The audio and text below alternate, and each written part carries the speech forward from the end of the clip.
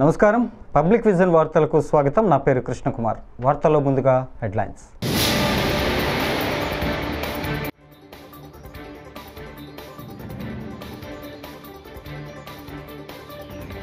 భూమనపై సంచలన వ్యాఖ్యలు చేసిన మంత్రి ఆనం.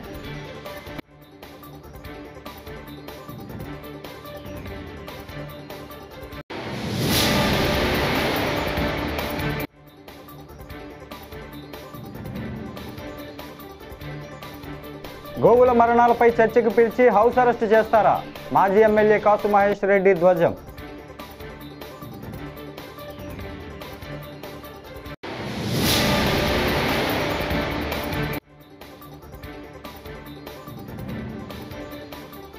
సీఎం చంద్రబాబు నాయుడుపై ప్రజాశాంతి అధ్యక్షుడు కేఏ పాల్ తీవ్ర విమర్శలు.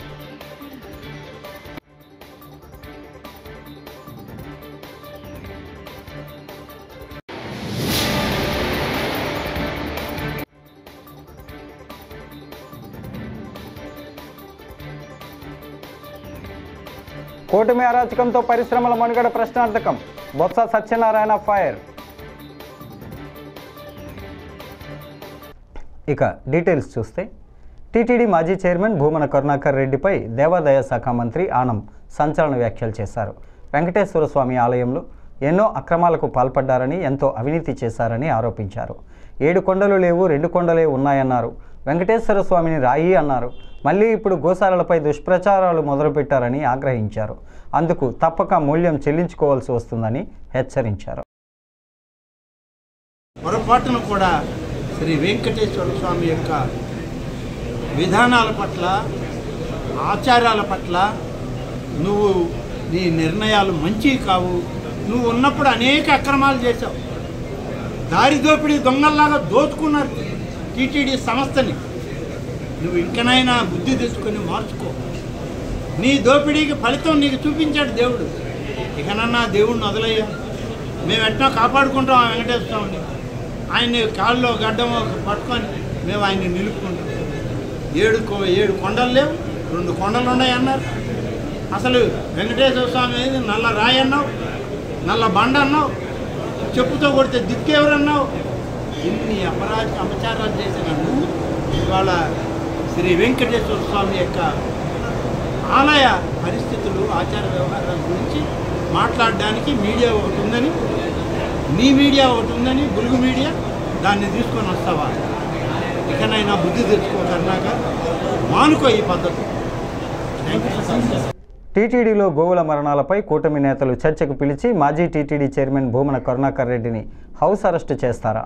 ఇదేనా బహిరంగ చర్చ నిర్వహించే తీరు అని మాజీ ఎమ్మెల్యే కాసు మహేష్ రెడ్డి మండిపడ్డారు. నరసరావుపేట క్యాంప్ కార్యాలయంలో మీడియాతో మాట్లాడుతూ గోమాతల మరణాలపై నిజాలను అంగీకరించే ధైర్యం కూటమి ప్రభుత్వానికి లేదని అన్నారు. కళ్ళ ముందే అన్ని ఆధారాలు కనిపిస్తున్నా చంద్రబాబు, లోకేష్లు పచ్చి అబద్ధాలు మాట్లాడుతున్నారని ఆగ్రహం వ్యక్తం చేశారు. గోవుల్ని కూడా హింసిస్తారో అటువంటి వాళ్ళని దుష్ట శిక్షణ చేసి శిష్ట రక్షణ చేస్తాను అంటాడు. అంత ప్రాముఖ్యత గోవులకు ఉంటుంది. ఈరోజు ఏం జరుగుతుంది?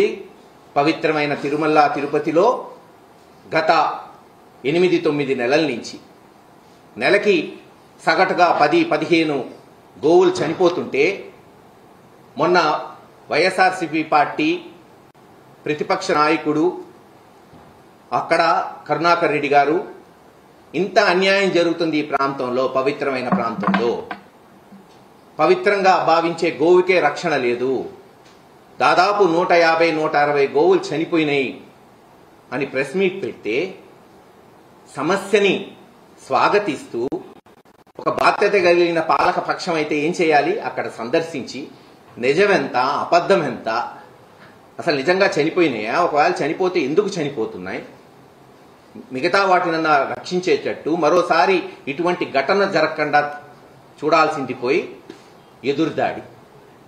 చంద్రబాబు నాయుడు గారు, లోకేష్ గారేమో ఇదంతా ఫేక్ న్యూస్, మార్ఫింగ్, ఒక్కటి కూడా చనిపోలేదంటారు. అక్కడ తిరుపతి ఎమ్మెల్యేనేమో శ్రీనివాసులు గారేమో 40 చనిపోయినాయి అన్నాడు. ఈఓ గారు వచ్చి 30 అంటారు. చైర్మన్ గారు మరొక అడుగు ముందుకేసి ఖచ్చితంగా 20 అయితే చనిపోయినాయి, అయినా ఏముంది దీంట్లో, మీ ఇంట్లో చనిపోరా ఏంది అన్నాడు. వాస్తవమే, వయసు రీత్యా పెద్దవాళ్ళై అందరి ఇళ్లలో ఎవరో ఒకరు చనిపోతుంటారు, బాధపడుతుంటాం. ఎవరి జీవితం శాశ్వతం కాదు. ఇంకో 30-40 సంవత్సరాలు ఆ చైర్మన్ గారు ఉండరు, ఇంకో 50 సంవత్సరాలు నేను ఉండను. ఎవ్వరూ శాశ్వతం కాదు.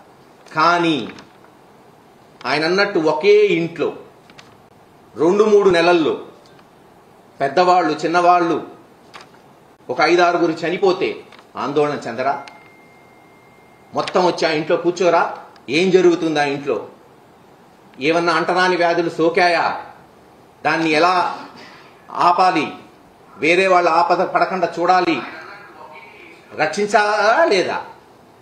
మరి వాళ్ళు చేయాల్సిన బాధ్యత వాళ్ళకు ఉన్నిందా లేదా? చైర్మన్ కావచ్చు, ఈవో కావచ్చు, జేఈఓ కావచ్చు, ఇతర అధికారులు కావచ్చు, ఇలా గోశాలలో చనిపోతున్నాయి, ప్రతి నెల ఇదే జరుగుతుంది అన్నప్పుడు వెంటనే సందర్శించి నిపుణులను తీసుకెళ్లి, వెటనరీ డాక్టర్లు బహుశా నాకు తెలిసి ఖచ్చితంగా తిరుపతి దేవస్థానం కూడా ఉంటుంది. ఏం చేస్తున్నారు వీళ్ళంతా? ఈ రోజున బాధ్యత కలిగిన ప్రతిపక్షం అంటే ఏంటి? ప్రజల సమస్యలు లేవనెత్తటమే మా ప్రథమ కర్తవ్యం. అదే చేశారు తిరుపతిలో కరుణాకర్ రెడ్డి గారు కానీ ఇతర వ్యక్తులు కానీ. ఆ సమస్య లేవనెత్తారు కాబట్టి మీరు అక్కడికి పోయి చెప్పండి, ఇది జరిగింది, ఇది జరగలేదు. ఆయన మీద ఎదురుదాడి. తెలుగుదేశం అధ్యక్షుడు, రాష్ట్ర అధ్యక్షుడు శ్రీనివాస్ గారు అయితే బహిరంగ ఛాలెంజ్, రండి చూసుకుందాం, నిరూపిద్దాం. అవసరమా బహిరంగ ఛాలెంజ్? దేవుడి సన్నిధిలో అపచారాలు జరుగుతుంటే, అత్యంత దయనీయమైన పరిస్థితులుంటే దాన్ని సరిచేయాలి. ఆయన వచ్చి అక్కడ ఇలా కాదు, ఇలా చేయండి, సలహాలు సూచనలు ఇవ్వండి. లేదు కరుణాకర్ రెడ్డి గారు మీరు ఇంతకుముందు చేశారు, మీ సూచనలు కూడా ఇవ్వండి, ఇంకా మంచి వ్యవస్థను తీసుకొస్తాం అని చెప్పాల్సింది పోయి ఎదురుదాడి. కొన్ని బహిరంగ ఛాలెంజ్కి రమ్మన్నారు. ఎలా వస్తాడు? పోలీసులేమో ఇంటి ముందు పెట్టి అరెస్ట్ చేస్తారు, హౌస్ అరెస్టు. చర్చ జరగాలి. ప్రజాస్వామ్యంలో అన్నిటికన్నా ముఖ్యమైనది చర్చే. చర్చ జరిగితేనే కదా సమస్యలు తెలిసేది. సమస్యలకి పరిష్కారం కూడా చర్చలో వచ్చింది. చర్చ జరిపించాల్సిన బాధ్యత అధికార పక్షానికి.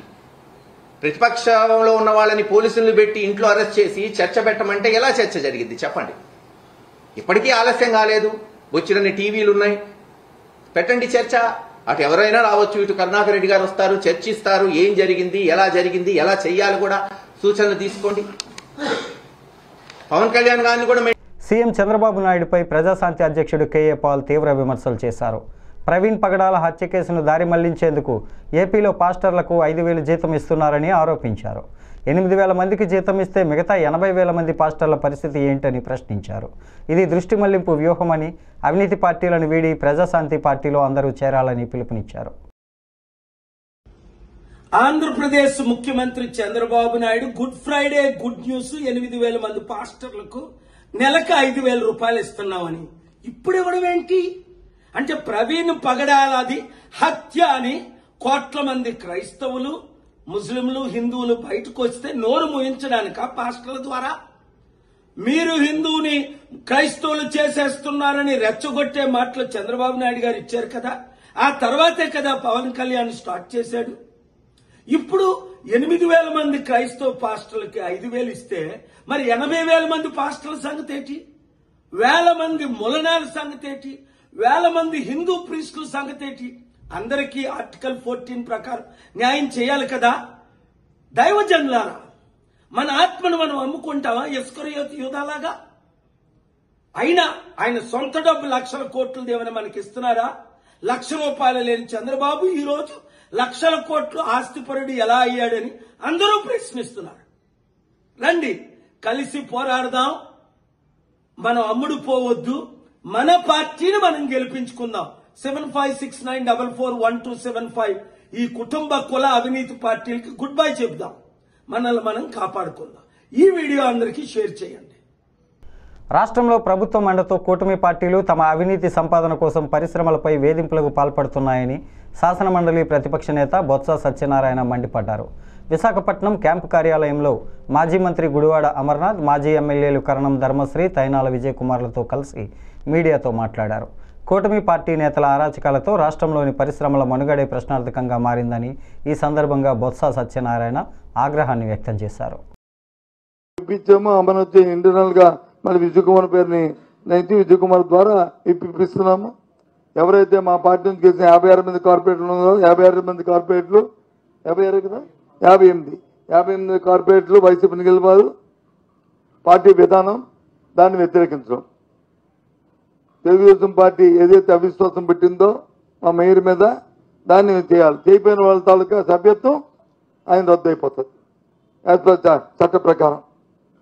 ఇమీడియట్ 1 వీక్లో వాళ్ళ తాలూకా మెంబర్షిప్ చట్టం అయిపోద్ది. అది ఇస్తాము. నాకు తెలిసి ఎట్టి పరిస్థితుల్లో కూడా 58 మంది వేస్తారు. లేని వాళ్ళ తాలూకా సభ్యత్వం రద్దు అయిపోతుంది. వాళ్ళు అయిపోద్ది. ఒకవేళ కానీ ప్రభుత్వం అధికారం ఉందని చేసినా మేము కోర్టుకు వెళ్ళినా సరే సభ్యత్వం రద్దు చేస్తాం. అందులో తేడా లేదు. అలా తెలంగాణ అవ్వకపోతే తెలంగాణలో తెలంగాణ కోర్టు ఇది ఆంధ్ర కోర్టు ఇది న్యాయస్థానం. వాళ్ళేమి దాంట్లో ఉన్నారో తెలంగాణలో ఎమ్మెల్యేలు వేరు ఇది వేరు. ఇది ఇక్కడ జరుగుతుంది ఏంటంటే ఎవిడెన్స్ కలెక్టర్ ఎన్నిక రికార్డు పలానా వ్యక్తి పలానా వాళ్ళకి పలానా వేశారు చట్ట ప్రకారం. తెలంగాణలో పార్టీ మార్పిడి దాని రుజువులు సాక్ష్యాలు బంధాలు ఇవి అవి అన్నీను. ఇక్కడ వచ్చి ఓటు ఇక్కడ అండ్ రికార్డు సీసీటీవీ కలెక్టర్ గారు రికార్డ్ చేస్తారు. సో అండ్ సో ఇగో మా ఈ పత్రిక వాళ్ళు వచ్చి దీన్ని కొట్టేస్తారు. ఇగో ఈ పత్రిక వాళ్ళు దీన్ని కొట్టేస్తారు. ఇగో వీళ్ళు చేస్తారు. మీరు కూడా ఉంటారు. మీరు కూడా కెమెరా రికార్డ్ చేస్తారు. మీ కెమెరా కూడా రికార్డ్ అవుద్ది. అది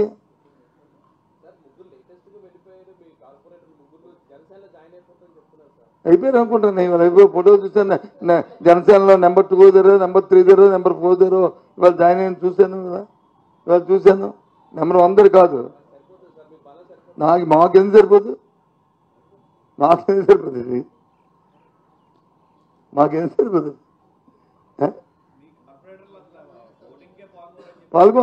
మాకు పాల్గొనడం అవసరం లేదు కదా. ఓటింగ్కి వాళ్ళు వెళ్ళాలి. వాళ్ళు బలం నిరూపించుకోవాలి. వాళ్ళు 74 మంది వెళ్ళాలి. 70 మంది నిరూపించుకోవాలి.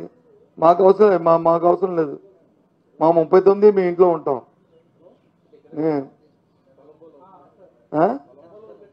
కొలంబోలో ఉంటాము. లేకపోతే మా ఇంట్లో ఉంటాము. ఎవరి ఇంట్లో వాళ్ళు ఎప్పుడు వస్తారు మలేషియా నుంచి. పోలీసులపై మాజీ ఎమ్మెల్యే కాటసాని రాంభూపాల్ రెడ్డి సంచలన వ్యాఖ్యలు చేశారు.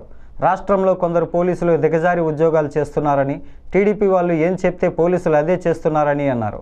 తప్పు చేసిన వారిపై చర్యలు తీసుకుంటామంటే తాము అడ్డురామని, కానీ టీడీపీ వాళ్లకు ఒక న్యాయం, వైసీపీ వాళ్ళకి ఇంకో న్యాయమా అంటూ ఆరోపించారు. వైసీపీ కార్యకర్తలు నాయకుల తప్పు లేకున్నా పోలీసులు వాళ్ళని కొట్టి బెదిరింపులకు గురి చేస్తున్నారని పేర్కొన్నారు. పోలీసులు మాత్రం చాలా దిగజారి ఉద్యోగాలు చేసే పరిస్థితికి రావడం అనేది చాలా బాధాకరం. తెలుగుదేశం వాళ్ళు ఏం చెప్తే దాన్ని ఆచరించే పరిస్థితులు ఉన్నారు. మేము కొంగనపాటుకు పోవడానికి కూడా పోనీయకుండా హౌస్ అరెస్ట్ చేయడం జరిగింది. ఏదైనా కేసులు ఒకవేళ మామూలుగా తప్పు చేసిన వాళ్ళ మీద పోలీసులు ఎవరి మీద యాక్షన్ తీసుకోవచ్చు, కానీ తీసుకోకూడదని ఎవరని చెప్పం. కానీ తెలుగుదేశం వాళ్ళకు ఒక న్యాయం, వైఎస్ఆర్సీపీ పార్టీకి ఒక న్యాయం చేసే పరిస్థితులు ఉంటే ఒక ఇన్సిడెంట్ జరిగింది. ఆ పూర్వోత్తరాలు ఒకసారి ఆలోచన చేసి ఎవరు వాళ్ళు రెచ్చగొట్టారు ఏమిటనేది కూడా దాన్ని ఆలోచన చేసా కూడా వాళ్ళే ఆఫీస్ కాడికి రమ్మన్నారు. పోయి మాట్లాడిన తర్వాత మాట పెరిగింది. వాళ్ళు ఏదో మాట్లాడినారు. ఎవరికి కూడా ఎటువంటి గాయాలు లేవు, ఏం లేవు. ఫస్ట్ 324 వేసి మొత్తం తెలుగుదేశం వాళ్ళు అందరూ మొత్తం గుమిగూడిపోయి పోలీస్ స్టేషన్ మీదకి దండయాత్ర లెవెల్లో పోయి మాట్లాడిన తర్వాత 324ను 327గా మార్చడం అనేది పోలీసు వాళ్ళను మొట్టమొదటిసారిగా చూడడం జరుగుతుంది. అంటే 4th టౌన్ సిఐ పూర్తిగా పచ్చ చొక్క వేసుకోవడం, అంటే కాకి డ్రెస్ వదిలిపెట్టి పచ్చ చొక్క వేసుకోవడం చాలా బెటర్ అనేది మా ఉద్దేశం. అంతే. ఇంకా పాపం వైఎస్ఆర్సీపీ ఎవరు కార్యకర్తలు పోయినని కూడా ఇది మీరు మీకు అధికారం లేదు, మీరు స్టేషన్ రాకూడదు.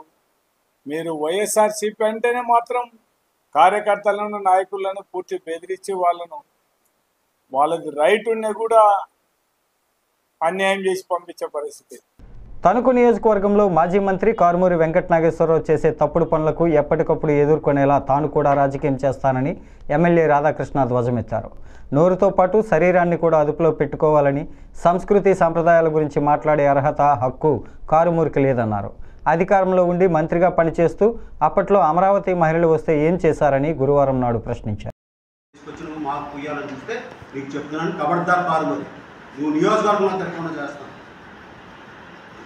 నువ్వేమనుకుంటున్నావు? బుద్ధి లేని మనిషిలాగా తయారై, ఈ నియోజకవర్గాన్ని దరిద్రంగా తయారై, భ్రష్టు పట్టించడానికి నువ్వు తయారయ్యావు. ఇక్కడ ఊరపంది నయం నీకన్నా. సిగ్గు లేకుండా ఏలూరులో మాట్లాడి మళ్ళీ ఈరోజు వచ్చి ఇక్కడ మాట్లాడి నువ్వు ఎవరిని రెచ్చగొడదామని చూస్తున్నావు. బురదలో దొల్లు. ఇదే విధంగా నీ ప్రవర్తన ఉంటే చెప్తున్నాను, నువ్వు దానికి తగిన మూల్యం చెల్లించుకుంటావు. నువ్వు నోరు అదుపులో పెట్టుకో, నీ బుర్రను అదుపులో పెట్టుకో, అన్ని కంట్రోల్ చేసుకుని నువ్వు రాజకీయం చేయి. నువ్వు ఈరోజు మమ్మల్ని అవహేళన చేయడం, లేకపోతే మా వ్యక్తిగతంగా మమ్మల్ని మీద ఏదో బురద చెల్లిసి వెళ్ళిపోతే వారం రోజులు ఇష్టం వచ్చినట్టు మాట్లాడేసి లేని అన్ని పూసేసి ప్రజలు గమనిస్తున్నారు. అన్నీ మేము తప్పు చేస్తే నిజంగా రేపు పొద్దున్న భవిష్యత్తులో మాకు రాజకీయంగా అవకాశాలు ఉండవు. మేము చేసేది ఒక నిబద్ధతతో ఈరోజు నియోజకవర్గ ప్రజలు ఇచ్చిన బాధ్యతని నెరవేర్చడానికి మేము మా శాశక్తిలో కృషి చేస్తాం. ఈ నియోజకవర్గ ప్రజల బాధలు తీర్చే విధంగా చేస్తాం, కష్టపడతాం. నేను వచ్చిన ఇక్కడ అడుగుపెట్టినప్పటి నుంచి నువ్వు చెప్తూనే ఉన్నావు, సింగపూర్ వెళ్ళిపోతాడు లేకపోతే హైదరాబాద్ వెళ్ళిపోతాడు.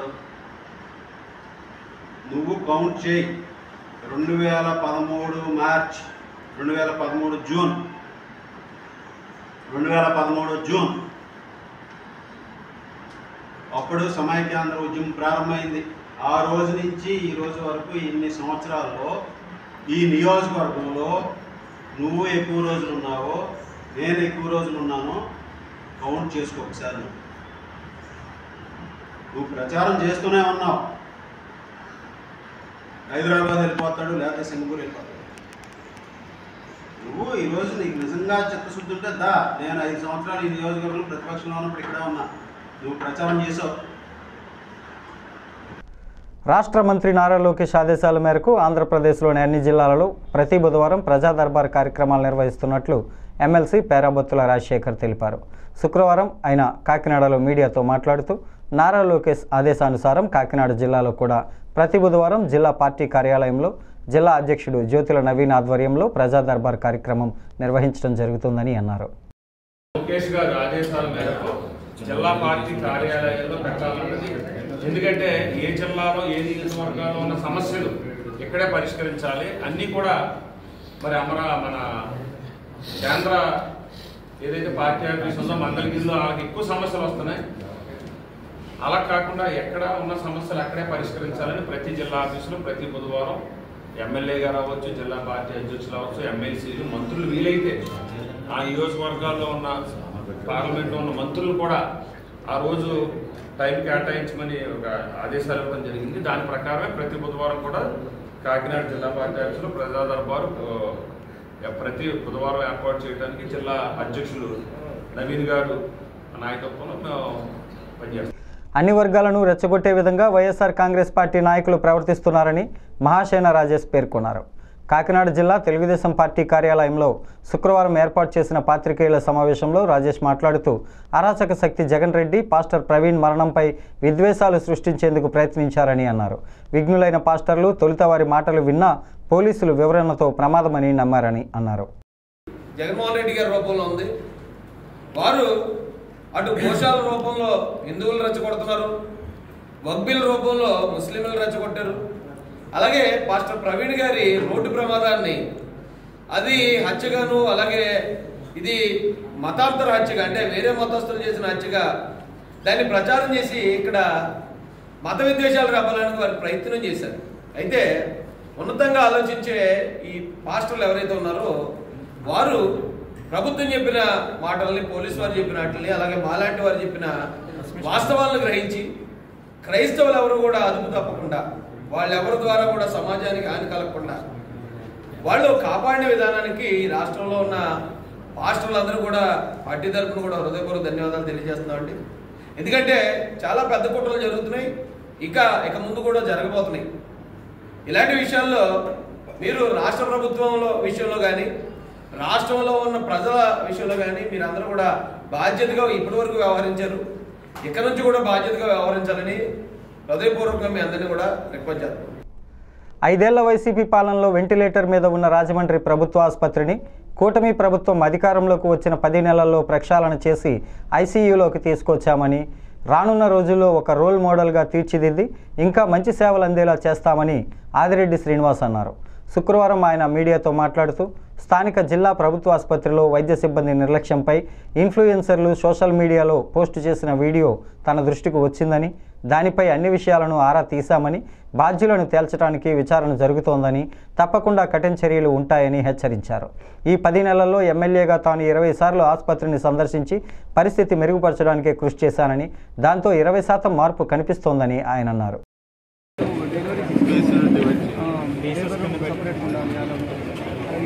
ఏ బ్రేక్ డౌన్ అయినా సింగిల్ బ్రేక్ డౌన్ అవసరం అవుతుంది కదా, ఆ యాంగిల్ అది కొంచెం మీరు స్టడీ సరి చేసామని కాకుండా దూరదృష్టితో 2-3 లైన్స్ వాళ్ళు ఇది బ్రేక్ డౌన్ అయితే ఈ లైన్ వరకు అవుతుంది. ఇది ఎమర్జెన్సీ లైన్స్ మనం కాసుకోవాలి.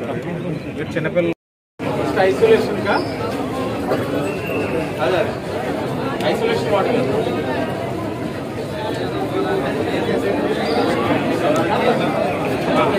ఐసోలేషన్ వాటర్ నేనే పిలిచాను. కొత్తవి వచ్చినాయా తిరిగిపోయినాయి అప్పుడే.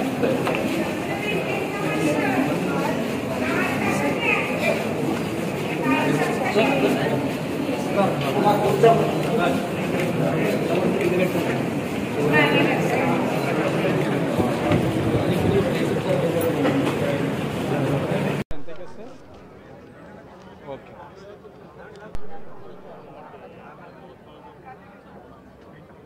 కాబట్టి 1500 అయిపోయింది అంటున్నాడు.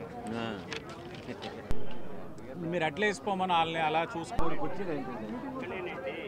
అంశం ఒకటి, మేము చూస్తుంది ఒకటి ఉంది. వారి దగ్గర నుంచి కూడా ఇన్ఫర్మేషన్ అందించిన అధికారుల పైన చర్యలు అయితే తప్పకుండా. కొత్తగా చేసేదేమీ లేదు, మోమాటాలు అస్సలు లేవు.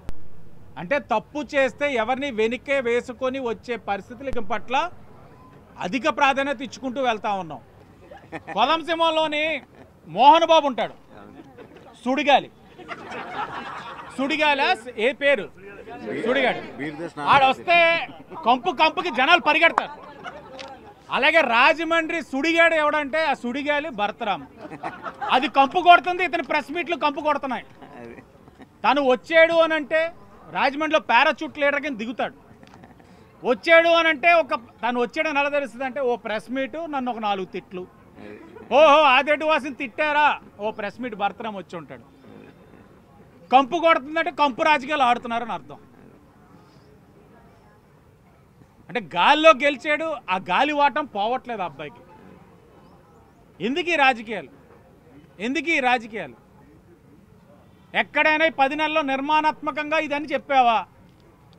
మేము 5 ఏళ్ళు చెప్పేవాళ్ళం, ఇదిగో ఇక్కడ ఇబ్బంది పడుతున్నారు చూడండి, ఇదిగో ఇక్కడ ఇబ్బంది పడుతున్నారు చూడండి అని. కానీ నువ్వు ఏ రోజు పట్టించుకో, హాస్పిటలిస్ట్స్ పట్టించుకో. కానీ మా వాళ్ళు ఇప్పుడే చెప్తున్నారు, నాకు ఇప్పుడు దాకా తెలియదు, ఎందుకంటే పెద్ద సోషల్ మీడియాలో ఉండను నేను. మొన్న మా వాళ్ళు నవీన్ గారు, రవి యాదవ్ గారు వీళ్ళందరూ కలిపి మార్చురీలోని ప్రక్షాళన చేసిన వ్యవహారాన్ని ప్రెస్ మీట్ పెడుతూ నేను ఇంగ్లీష్లోనే ఏదో తప్పు మాట్లాడానట, ఇంగ్లీష్లో తప్పులు మాట్లాడిన దాన్ని విమర్శించాడట.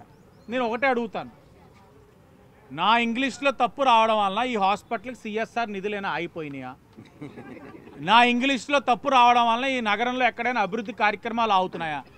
నా ఇంగ్లీష్లో తప్పు రావడం వలన గ్రేటర్ విశాఖపట్నం కార్పొరేషన్కు చెందిన పలువురు వైకాపా కార్పొరేటర్లు జనసేనలో చేరారు. గుంటూరు జిల్లా మంగళగిరిలోని జనసేన పార్టీ కేంద్ర కార్యాలయంలో రాష్ట్ర పౌర సరఫరాల మంత్రి జనసేన పిఎస్సి చైర్మన్ నాదెండ్ల మనోహర్ జనసేన కండువ కప్పి వారిని పార్టీలోకి ఆహ్వానించారు.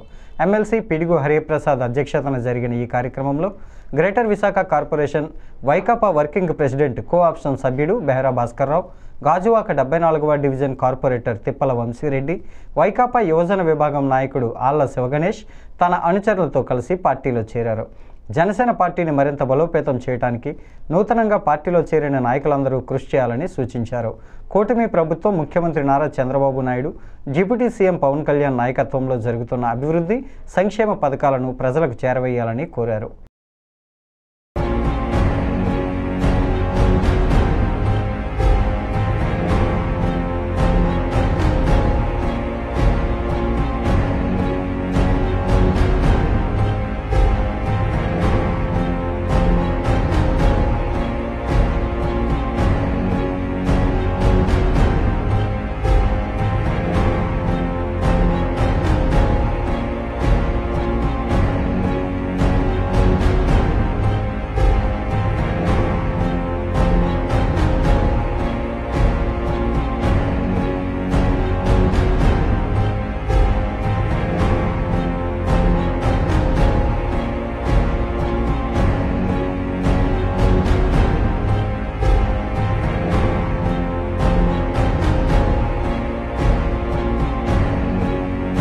ఈ వార్తలు ఇంతటితో సమాప్తం.